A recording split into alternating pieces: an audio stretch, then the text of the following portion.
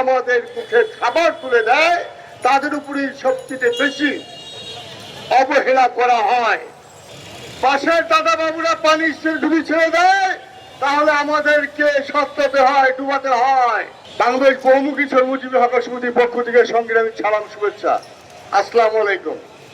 বন্ধুগণ, আমরা বাংলাদেশে প্রতিনিয়ত খালি শুনি উন্নয়ন উন্নয়ন উন্নয়ন। এটা একটা ঠিক তসবি চুপার মতো হয়ে গেছে উন্নয়নে। যখন যারা ক্ষমতায় আসেন তখন তারা শুধু উন্নয়ন করেন। এই যে এত উন্নয়ন, এই উন্নয়নের ফলাফল কি?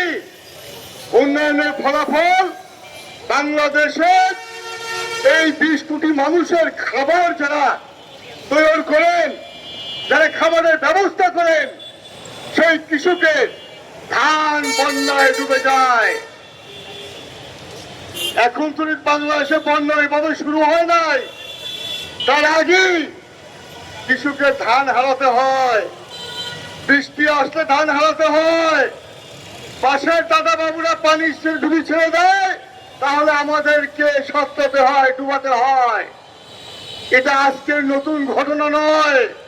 বাংলাদেশ স্বাধীনতার 54 বছর পরেও এই উন্নয়নের দেশে দাঁড়িয়ে আমাদের কৃষকদের বাঁচানোর জন্য কথা বলতে হয়। এটা অত্যন্ত দুঃখের বিষয়। যে দেশের সবচেয়ে বেশি পরিশ্রম করেন কৃষক, এই কৃষক যদি তার উৎপাদন বন্ধ করে দেয়, সারা বাংলাদেশের মানুষ আমরা অচল হয়ে যাব, না খেয়ে থাকবো। যারা আমাদের মুখে খাবার তুলে দেয় তাদের উপরই সবচেয়ে বেশি অবহেলা করা হয়।